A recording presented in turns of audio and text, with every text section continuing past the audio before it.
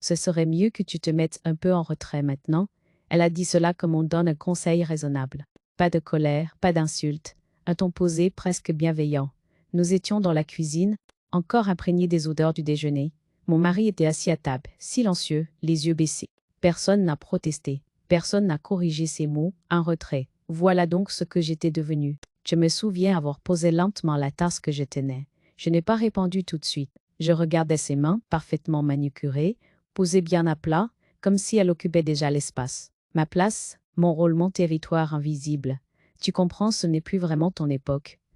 Assis a elle ajouté. Cette phrase alla à traverser l'air comme une lame fine. Pas assez brutale pour provoquer un scandale, mais suffisamment précise pour couper. Je me suis tournée vers mon mari. J'attendais un mot, un regard, une contradiction, même maladroite. Il n'a rien dit. À cet instant précis, quelque chose s'est déplacé en moi. Pas une explosion, un glissement net, comme si je venais de comprendre que cette scène n'était pas un accident, mais l'aboutissement d'un long processus silencieux. Elle ne voulait pas seulement s'imposer. Elle voulait m'effacer. Je me suis entendu répondre calmement. En retrait de quoi exactement? Elle a souri. Ce sourire que je connaissais trop bien, celui qui donne l'impression que la discussion est déjà terminée. Des décisions, de la gestion, de tout ce qui est un peu lourd pour toi, toujours pour moi, toujours sous couvert de protection. Je sentais mon cœur battre plus lentement, comme s'il refusait de s'emballer. Une lucidité glacée s'installait. Ce qu'elle proposait n'était pas une aide. C'était une prise de pouvoir. Et ce pouvoir, elle le réclamait ouvertement désormais, convaincue que rien ne lui résisterait. On en a déjà parlé, a-t-elle ajouté en regardant mon mari. Il a hoché la tête. Je n'en avais jamais parlé. C'est là que j'ai compris que les conversations existaient sans moi, que des décisions avaient déjà été préparées, peut-être actées, que cette scène n'était pas une discussion, mais une notification tardive.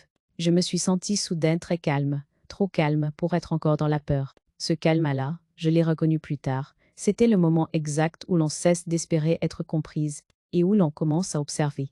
Je me suis rappelé les petites phrases accumulées au fil des mois. On va simplifier les choses. Laisse à nous gérer, fais à nous confiance, tout prenait sens.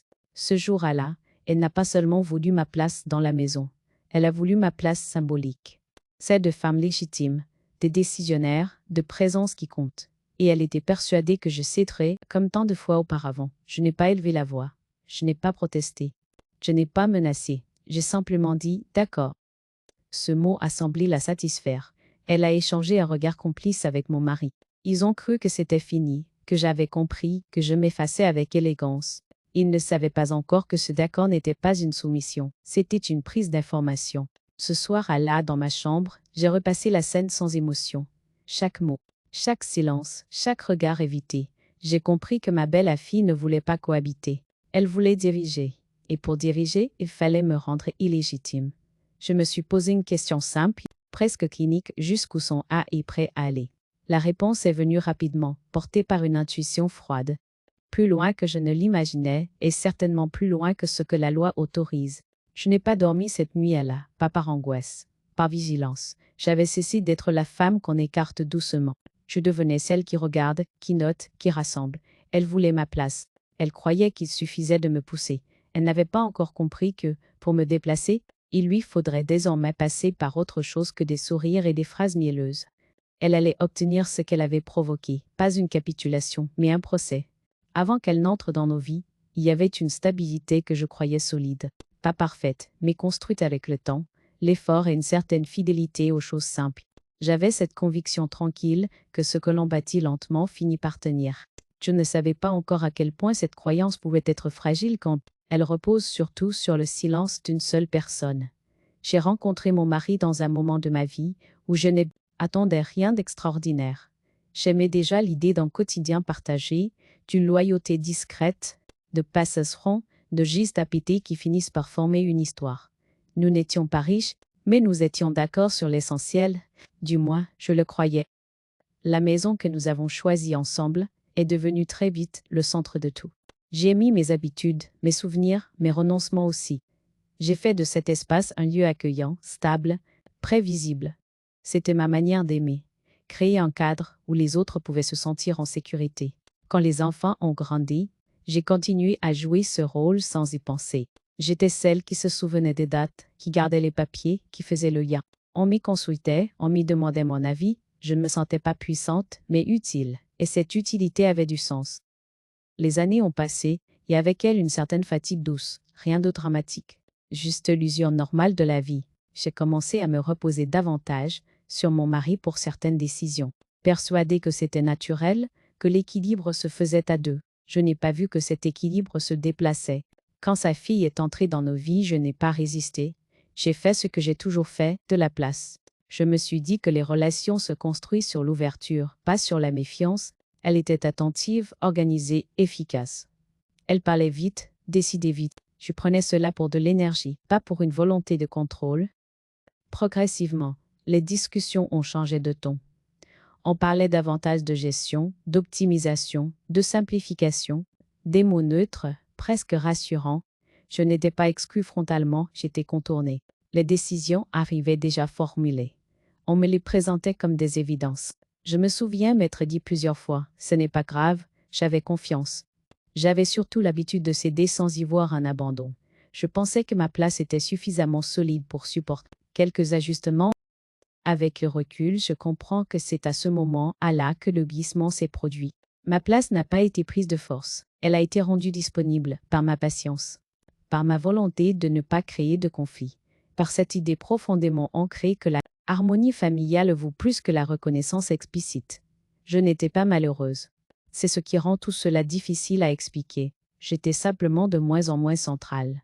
Et je n'ai pas vu le danger parce que je croyais que l'amour protège naturellement de l'effacement. Quand je repense à cette période, je ne ressens ni colère ni honte. Je vois une femme qui a fait confiance à un système où elle croyait partager.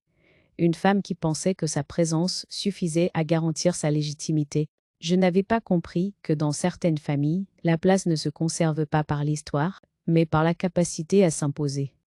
Et que le silence, même bien intentionné, finit toujours par être interprété comme un renoncement. Cette vie d'avant n'était pas une illusion totale. Elle a existé. Elle m'a construite, mais elle portait en elle une fragilité que je n'avais pas voulu regarder. Ma place dépendait trop du respect des autres, et pas assez de ma propre affirmation. Je croyais être installée. En réalité, j'étais tolérée. Et c'est cette différence subtile mais décisive que ma belle-fille a su voir bien avant moi. Les premiers signes n'ont rien eu de spectaculaire, pas de cris, pas d'insultes. Rien qui permette de dire « là c'est trop ». C'était de petites choses presque anodines, mais répétées avec une constance qui aurait dû m'alerter plus tôt. Au début, ce furent des décisions prises sans moi. Des détails disaient à il. On a déjà réglé ça, c'était plus simple comme ça, je les croyais. J'avais toujours cru que simplifier était une forme de soin. Je n'ai pas vu que cette simplification me contournait. Puis il y a eu des conversations à voix basse, les phrases qui s'interrompent quand j'entre dans une pièce, les regards échangés haut au-dessus de ma tête, rapides, complices, pas hostiles, pire organisés. Je me suis dit que je devenais trop sensible, que l'âge rend parfois méfiante. Je me suis reproché ce malaise au lieu de l'écouter. Ma belle-fille parlait souvent à ma place. Elle est d'accord, elle préfère qu'on gère. Je la corrigeais parfois doucement. Elle souriait comme si j'avais dit quelque chose d'aimable mais inutile. Ce sourire-là, je le revois encore. Il ne contestait pas mes mots. Il les vidait de leur poids. Peu à peu, on m'a retiré certaines responsabilités. Toujours avec de bonnes raisons. C'est trop technique. On ne veut pas te fatiguer. Je sentais bien que je n'étais ni fatiguée ni dépassée. Mais contester aurait semblé ingrat. Alors je me taisais. Encore. Les repas familiaux sont devenus des scènes étranges. On parlait de projets, de chiffres, de décisions à venir. Je suivais la conversation comme une invitée dans ma propre maison. Quand je posais une question, on me répondait brièvement, parfois avec un soupir à peine masqué. Je n'insistais pas. Je pensais préserver la paix. Un jour, j'ai proposé quelque chose de simple. Une organisation différente, un avis pratique. Ma belle-fille m'a coupé. On a déjà décidé. Le ton était neutre. Définitif. Mon mari n'a rien ajouté. Il regardait son assiette. Ce silence-là m'a fait plus mal que la phrase est la même.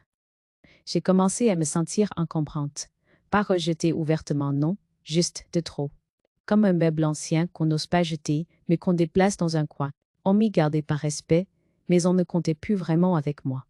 Je me souviens d'un après-midi précis. Nous parlions d'un document important. J'ai demandé à le voir. Ma belle-fille a répondu « Ce n'est pas nécessaire, on s'en occupe ». Je l'ai regardée, étonnée. Elle a ajouté presque gentiment « Fais à nous confiance ». Cette phrase m'a glacée. Elle sonnait comme une injonction déguisée. Faire confiance signifiait désormais ne plus vérifier, ne plus comprendre, ne plus intervenir. J'ai hoché la tête, par habitude, par fatigue aussi. Les humiliations les plus efficaces sont celles qui ne se nomment pas. Elles vous poussent à douter de vous-même, à vous demander si vous exagérez, à corriger votre propre présence avant même que l'autre ne le fasse. Je me suis mise à parler moins, à poser moins de questions, à observer davantage. Je croyais encore que ce retrait était temporaire, qu'il suffisait d'attendre que les choses se tassent. Je n'avais pas compris que ce retrait devenait une norme. Ma place se réduisait, lentement, sans bruit, et personne ne semblait s'en inquiéter, parce que personne ne la perdait à ma place. Je n'étais pas encore exclue, j'étais progressivement rendue inutile. Et cette inutilité fabriquée préparait quelque chose de plus grave, l'idée que l'on pouvait décider pour moi sans moi. À ce stade, je ne parlais pas encore de trahison. Je parlais de malaise, d'inconfort diffus, mais au fond de moi, une question commençait à se former insistante. À partir de quand se taire devient haïl une autorisation? Je n'avais pas encore la réponse, mais je sentais déjà que ces petites humiliations, si discrètes soient-elles, traçaient un chemin dont l'issue serait bien plus brutale. La scène n'a rien eu de théâtral. Pas de cris, pas de gestes brusques. Et pourtant, c'est ce jour-là que tout s'est définitivement brisé. Parce que pour la première fois, l'injustice ne se contentait plus de m'effleurer. Elle me touchait directement, concrètement, administrativement. Elle portait une date, des signatures et mon absence flagrante. C'était un matin ordinaire. Je rangeais des papiers comme je l'avais toujours fait, cette habitude ancienne de garder les choses en ordre, de savoir où sont les documents importants. En ouvrant un classeur que je connaissais par cœur, j'ai senti immédiatement que quelque chose n'allait pas. Certains documents n'étaient pas à leur place, d'autres semblaient nouveaux, trop propres, trop récents. Je me suis assise lentement, j'ai commencé à lire.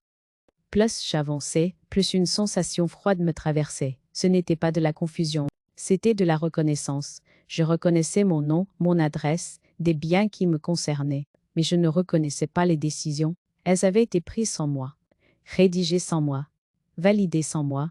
Un document en particulier a retenu mon attention. Une modification importante, lourde de conséquences, présentée comme une formalité, mais qui changeait tout. Ma signature n'y figurait pas.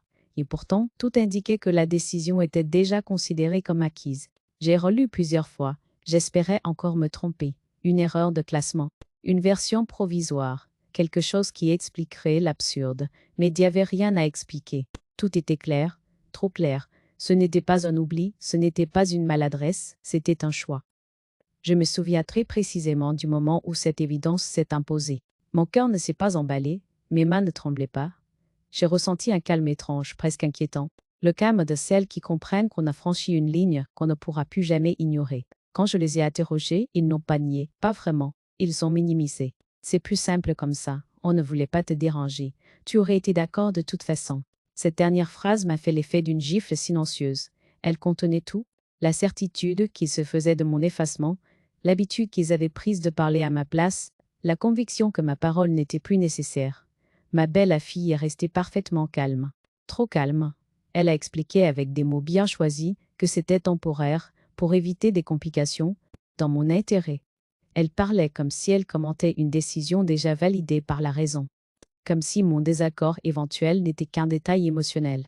Mon mari, lui, évitait mon regard. Il ne contestait rien. Il acquiesçait. C'est ce silence-là qui m'a fait le plus mal. Pas parce qu'il criait la trahison, mais parce qu'il la rendait possible. Je n'ai pas élevé la voix. Je n'ai pas protesté. J'ai simplement refermé le dossier et me suis levée. J'avais compris quelque chose d'essentiel. Ce qui se jouait là dépassait les tensions familiales. Il s'agissait de me retirer une place légitime, en douceur, par le biais de documents et de décisions techniques. Ce jour-là, j'ai cessé de douter de mon ressenti. Les petites humiliations prenaient soudain une cohérence nouvelle. Elles n'étaient pas des maladresses isolées. Elles préparaient ce moment précis, celui où l'on pouvait agir sans moi, parce que j'avais été progressivement rendue muette. Dans ma chambre, seule, j'ai posé les papiers sur le lit. Je les ai regardés longuement, comme on regarde des preuves. Pas encore pour attaquer, pour comprendre, et comprendre parfois est déjà une rupture. Je ne me sentais pas victime, je me sentais ciblée, et cette différence change tout. Une victime subie, une cible est choisie. À partir de cet instant, je savais que rien ne se réglerait par une discussion de plus rien ne se réparait par de la patience supplémentaire, Ils avaient franchi une limite claire, mesurable, documentée. La goutte d'eau n'a pas provoqué de colère spectaculaire. Elle a fait disparaître la dernière illusion. Je ne cherchais plus à préserver une harmonie qui reposait sur mon effacement. Je cherchais désormais à me protéger, et je savais déjà comment je le ferais, sans cris, sans scène, sans menace. Avec ce qu'ils avaient utilisé contre moi, des papiers, des dates et la loi. Les nuits qui ont suivi cette découverte ont été longues, mais étrangement nettes. Je ne dormais presque pas. Pas parce que j'étais agitée, mais parce que mon esprit refusait désormais le flou. Chaque pensée semblait vouloir sa place exacte, comme si, après des années d'effacement, quelque chose en moi exigeait enfin de la clarté. Je repassais les scènes une à une, sans colère. Les sourires trop rapides, les décisions déjà prises. Les phrases dites pour me rassurer, jamais pour m'inclure. Tout s'assemblait. Ce que j'avais pris pour des maladresses formait désormais un ensemble cohérent. Ce n'était pas une suite d'erreurs, c'était une méthode. Je me suis demandé à quel moment précis j'avais commencé à disparaître. Pas physiquement, symboliquement, quand avais-je accepté que l'on parle à ma place, quand avais-je confondu la paix avec la capitulation. Ces questions ne m'accusaient pas, elles m'éclairaient. Je me suis revue des années plus tôt, persuadée que l'amour protège naturellement. J'avais cru que ma présence, mon histoire, mes sacrifices me garantissaient une place intangible. J'avais oublié une chose essentielle. Dans certaines familles, la place ne se transmet pas par la mémoire, mais par le rapport de force. Cette prise de conscience n'a pas été brutale. Elle a été froide, presque clinique, et c'est précisément ce qui m'a sauvée. J'ai cessé de chercher une réparation émotionnelle là où il n'y avait qu'un calcul. J'ai cessé d'attendre une reconnaissance qui n'avait jamais été envisagée. Une phrase revenait sans cesse dans mon esprit. Ils ne m'ont pas oublié, ils m'ont contourné. La nuance est importante. Oublier est parfois involontaire, contourner est une décision. Je me suis alors interrogée sur mon propre silence, non pour m'en vouloir, mais pour le comprendre. Il m'était dessus par loyauté, par peur de créer des conflits, par habitude aussi. J'avais appris très tôt qu'une femme raisonnable ne complique pas les choses. Cette sagesse supposée avait fini par me rendre transparente. Ce constat m'a profondément attristée, mais il m'a aussi libérée. Car si mon silence avait contribué à leur donner de l'assurance, alors ma parole, bien placée, pouvait reprendre du poids. Pas une parole émotionnelle, pas une supplique. Une parole fondée sur autre chose. Je n'avais plus envie de discuter. Plus envie d'expliquer ce que je ressentais à ceux qui avaient déjà décidé que mon ressenti n'était pas pertinent. Je ne voulais plus convaincre. Je voulais comprendre mes options. C'est là que j'ai commencé à écrire. Des notes, des dates, des faits. J'ai relu les documents, comparé les versions, ébu des terres sac en poutre, reconstituer la chronologie. Chaque détail consigné m'éloignait un peu plus de la confusion et me rapprochait d'une certitude simple. Ce qui avait été fait pouvait être contesté. Je priais parfois. Pas pour qu'il change, pas pour qu'il s'excuse. Je priais pour rester lucide, pour ne pas me laisser attendrir par des mots tardifs, pour ne pas confondre à nouveau l'émotion avec la justice. Il y avait en moi deux voix. L'ancienne murmurait « Laisse tomber, tu es fatigué ». La nouvelle répondait calmement « Si tu laisses tomber maintenant, tu te perdras définitivement ». Cette seconde voix n'était pas agressive, elle était ferme. Et pour la première fois, je l'ai écoutée. Je n'étais pas animée par la vengeance. Cette idée ne m'a jamais séduite. Je cherchais quelque chose de plus simple et de plus profond. Retrouver une cohérence intérieure. Ne plus vivre dans un récit qui n'était pas le mien. À la fin de cette période d'introspection, une décision s'est imposée sans dramatisation. Je n'allais plus parler au hasard. Je n'allais plus me défendre avec des émotions. Je n'allais plus tenter de récupérer une place qu'ils avaient décidé de me retirer. Je ferais autrement. Je me protégerais avec ce qui respectait réellement. Des règles, des cadres, des preuves, ils avaient utilisé mon silence comme un terrain libre. Ils allaient découvrir que ce terrain avait des limites, et que, derrière la femme qu'ils croyaient facile, il y avait encore quelqu'un qui savait penser, se tenir droite, et agir sans bruit. Une fois la décision prise, quelque chose s'est refermé en moi, pas un cœur, une porte, celle qui menait aux explications inutiles, aux espoirs mal placés, aux concessions de trop. Je n'étais plus dans l'émotion, j'étais dans la méthode. Je n'ai rien dit, à personne, pas même à ceux qui auraient pu me soutenir. J'avais compris que la discrétion n'était pas une faiblesse, mais une condition de réussite. Le moindre mot aurait été interprété, retourné, neutralisé. Mon silence cette fois devait travailler pour moi. J'ai commencé par rassembler, lentement, soigneusement, tous les documents qui me concernaient, les versions anciennes et les nouvelles, les courriers, les échanges écrits, les décisions temporaires, devenues permanentes sans mon accord. Je ne cherchais pas à accumuler. Je cherchais à établir une chronologie claire, incontestable. Chaque soir, je plaçais, je relisais, je notais. Dates, signatures, formulations, ambiguous. Je découvrais à quel point le langage administratif peut masquer une prise de pouvoir quand il est manié avec assurance. Mais je découvrais aussi autre chose. Ce langage laisse toujours des traces. Et les traces parlent. Je me suis renseigné, discrètement, sans raconter mon histoire. Je posais des questions précises, presque froides. Est-ce légal? Dans quelles conditions? Qui doit être consulté?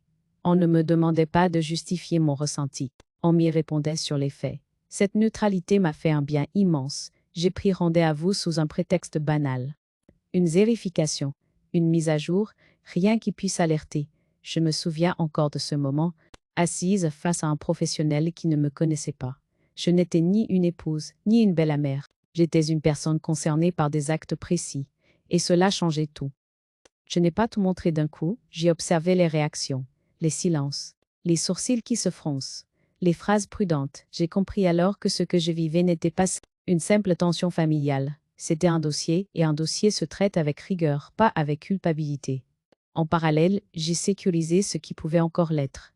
Mes accès, mes documents personnels, mes décisions futures. Chaque geste était légal, mesuré, réversible si nécessaire. Je ne voulais rien précipiter. La précipitation est souvent une manière de se trahir soi-même. À la maison, je continuais à jouer mon rôle habituel, calme, disponible, presque transparente. Cette normalité était ma meilleure protection. Il ne se méfiait pas, convaincu que j'avais accepté la situation. Il prenait mon silence pour une résignation. Il ne voyait pas qu'il était devenu une stratégie. Il m'arrivait de ressentir une forme de tristesse. Préparer une action contre ceux que l'on a aimés n'a rien de glorieux. Mais cette tristesse ne m'arrêtait pas. Elle me rappelait simplement que je n'étais pas devenue dure. J'étais devenue lucide. Je me répétais souvent une phrase simple, presque banale. Me protéger n'est pas attaquer. Cette phrase m'a empêché de reculer. Elle m'a rappelé que ce que je faisais n'était pas une vengeance, mais une réparation. Peu à peu, tout s'est organisé. Les pièces du puzzle prenaient place. Les incohérences devenaient visibles. Les responsabilités se dessinaient clairement. Ce qui avait été flou dans la sphère familiale devenait limpide dans le cadre légal. Je savais que le moment viendrait où l'on me confronterait, où l'on me demanderait de m'expliquer, où l'on tenterait, une dernière fois, de me faire taire au nom de la famille, de l'image, de la paix. Cette fois, Allah, je n'aurais pas besoin de me justifier. Je n'élèverai pas la voix. Je ne supplierai pas. Je ne demanderai pas ma place. Je poserai simplement ce que j'avais préparé. Calmement, légalement, irrévocablement. Ma belle fille voulait ma place. Elle croyait qu'il suffisait de m'effacer doucement. Elle n'avait pas compris que, pendant qu'elle avançait à visage découvert, moi je préparais quelque chose qu'on ne contourne pas, la loi. Et quand le piège se refermerait, ce ne serait pas dans le bruit, mais dans le cadre le plus implacable qui soit, celui des preuves. La confrontation n'a pas été provoquée. Elle a été appelée par les faits eux-mêmes. Quand tout est prêt, quand chaque pièce est à sa place, il suffit souvent d'un détail pour que l'équilibre mensonger se brise. Ce jour-là, ils m'ont convoqué autour de la table du salon. Le mot n'a pas été prononcé, mais je l'ai ressenti ainsi. Mon mari était raide, le regard fuyant. Ma belle fille, elle, affichait un calme étudié, celui de quelqu'un qui pense encore maîtriser le scénario. On est après que tu avais consulté, a commencé mon mari sans finir sa phrase. Je me suis assise sans répondre. Je savais que le silence, à cet instant précis, était plus puissant que n'importe quelle défense. Il parlait parce qu'il sentait que quelque chose leur échappait. Tu aurais dû nous en parler avant de faire ça, ajoutait ma belle fille avec cette voix posée qui se veut raisonnable. J'ai alors sorti le dossier, pas théâtralement, simplement.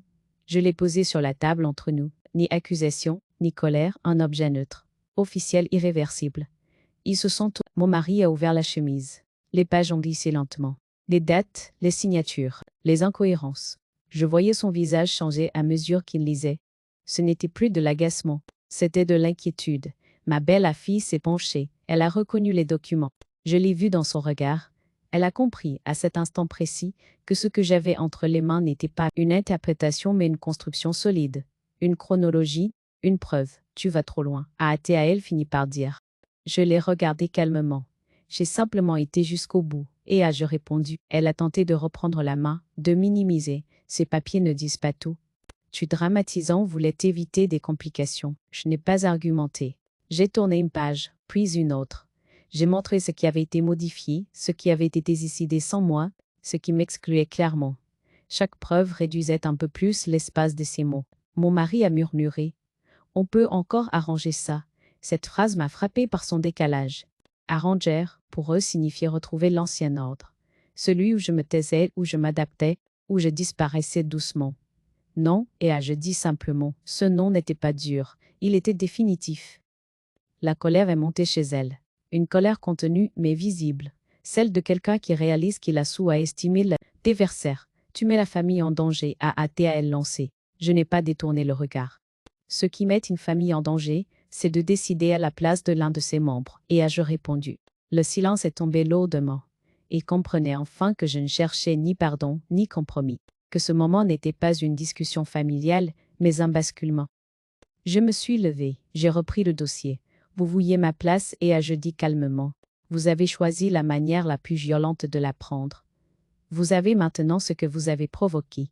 Ma belle fille a pâli, elle savait. Elle savait que les preuves ne s'effacent pas, que les démarches engagées ne se retirent pas par une simple promesse. Elle avait voulu le contrôle. Elle venait d'obtenir l'exact opposé. En quittant la pièce, je n'ai pas ressenti de triomphe. J'ai ressenti une stabilité profonde. Celle qui naît quand on ne dépend plus du regard de ceux qui ont voulu vous réduire. Derrière moi, les voix se sont élevées, les reproches ont commencé. Le chaos qu'ils avaient créé se retournait contre eux. Ce chaos-là ne m'appartenait plus. Ce jour-là, je n'ai pas gagné contre ma belle fille. Je me suis tenue à ma place. Et cette place, elle ne pouvait plus me l'enlever. Elle voulait mon effacement.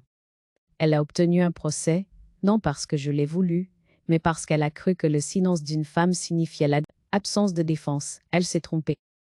Après la confrontation, tout s'est accéléré. Pas dans le bruit, mais dans une succession de déséquilibres. Ce que j'avais posé calmement sur la table n'était pas un point final, c'était une faille. Et par cette faille, des années de non-a-dit se sont engouffrées. La maison n'a plus jamais retrouvé son silence d'avant. Les portes se fermaient trop fort. Les conversations s'interrompaient quand j'entrais dans une pièce. Les regards se croisaient sans se fixer. Ce malaise n'était pas le mien, il leur appartenait. Je le sentais dans chaque geste mal assuré, dans chaque tentative de normalité forcée. Ma belle fille alternait entre deux attitudes. Parfois, une froideur presque professionnelle, comme si elle cherchait à reprendre du contrôle par la distance. Parfois, une nervosité à peine contenue, qui se trahissait par des phrases sèches, des soupirs appuyés, des silences calculés. Elle savait désormais que ce qu'elle avait entrepris ne pouvait plus être effacé. Mon mari, lui, semblait vieilli en quelques jours, non par culpabilité affichée, mais par désorientation. Il ne savait plus où se placer. Il avait cru possible de rester en retrait, de laisser faire, de ne pas choisir. Il découvrait brutalement que ne pas choisir, c'est encore choisir, et que ce choix alla à un prix. Les alliances tacites se fissuraient, les reproches changeaient de cible. Avaient longtemps été présentés comme des décisions collectives, se révélaient soudain pour ce que c'était. Des initiatives individuelles, masquées par un faux consensus. Chacun tentait désormais de se dédouaner. J'entendais des phrases que je n'avais jamais entendues auparavant. Ce n'était pas mon idée. Je pensais que tu étais d'accord, on m'a dit que c'était réglé. Ces mots circulaient sans jamais me concerner directement, comme si ma présence rappelait trop clairement ce qui avait été fait en mon absence. Je devenais le miroir involontaire de leurs contradictions. Je n'intervenais pas, je n'avais rien à ajouter. Tout ce qui devait être dit l'avait déjà été noir sur blanc. Les conséquences suivaient leur cours, indépendamment de mes émotions.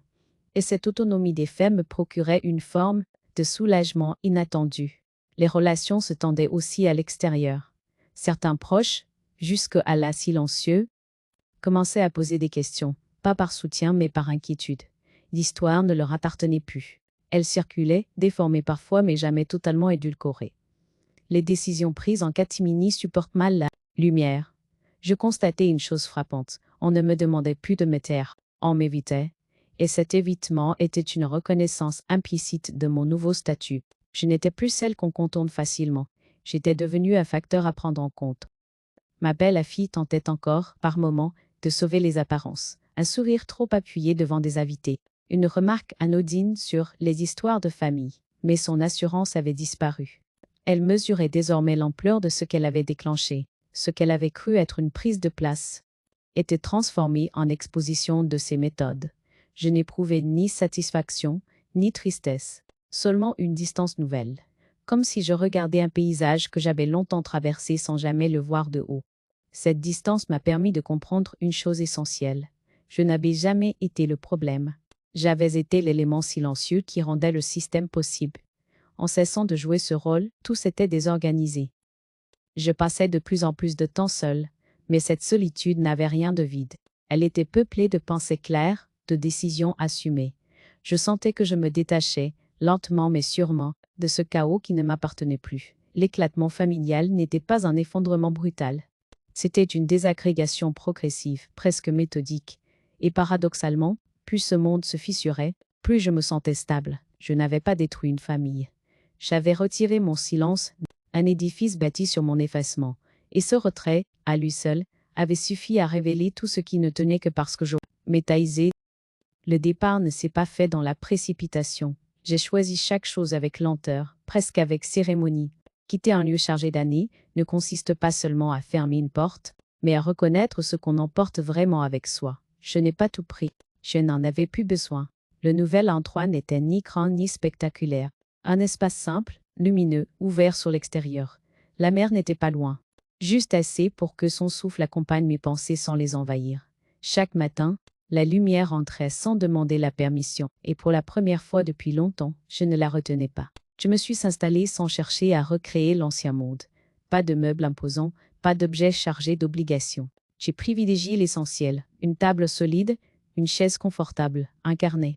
Cette sobriété n'était pas un renoncement, mais une déclaration. Je ne porterai plus ce qui ne m'appartenait pas. Les premiers jours, le silence m'a surprise. Pas le silence pesant des noms à dire, mais un silence habité. Celui qui laisse de la place aux pensées sans les bousculer. J'écoutais les bruits simples, les pas dans l'escalier, le vent contre les volets, les voix lointaines. Tout semblait à la bonne distance. Je me suis liée à des inconnus sans passé commun. Un voisin discret, une commerçante attentive, une femme croisée souvent au même banc.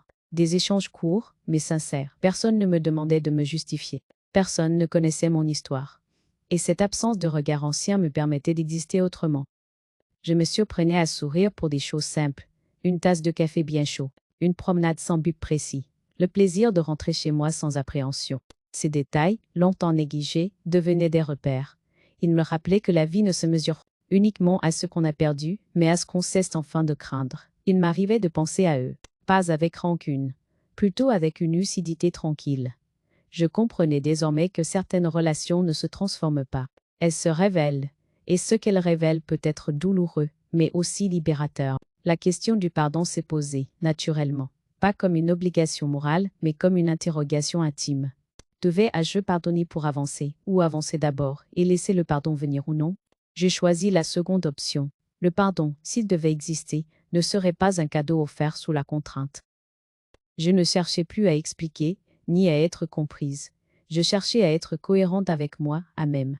Cette cohérence, je la trouvais dans la régularité de mes gestes, dans la fidélité à mes décisions, dans le respect de mes propres limites. Chaque jour, je sentais que je reprenais possession de mon temps. Ce temps que j'avais si souvent donné aux autres sans compter, il m'appartenait enfin, et avec lui une forme de douceur nouvelle, moins naïve mais plus solide.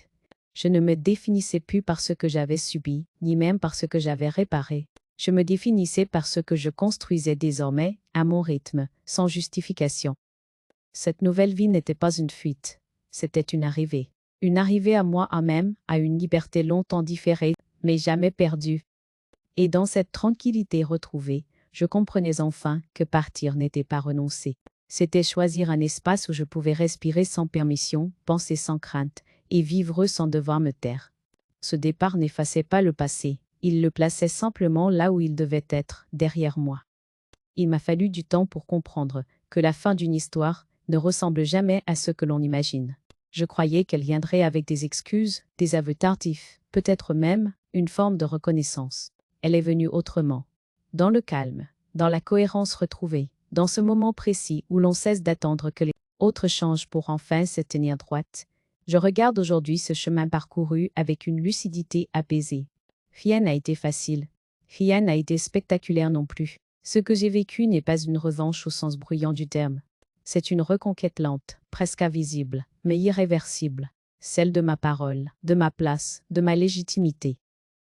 Longtemps, on m'a demandé de me taire au nom de la famille, de l'équilibre, de l'âge. On m'a expliqué que parler compliquait les choses, que poser des questions était inutile, que contester revenait à trahir. J'ai cru ces discours parce que je voulais préserver ce qui existait encore. Je n'avais pas compris que ce silence allait me coûter bien plus que je ne l'imaginais. Quand j'ai commencé à parler, je ne l'ai pas fait avec des cris, je l'ai fait avec des faits, des dates, des documents, des décisions assumées. Et ce langage-là, il ne pouvait plus l'ignorer. Ce n'était plus une vieille femme qu'on pouvait faire patienter. C'était une personne qui savait ce qu'elle faisait et pourquoi elle le faisait. Je n'ai pas cherché à humilier qui que ce soit. Ceux qui ont été mis en difficulté l'ont été par leur propre choix. J'ai simplement cessé de porter leur confort à bout de brasser. J'ai cessé d'absorber les conséquences de décisions prises sans moi. Et ce simple retrait a suffi à tout faire basculer.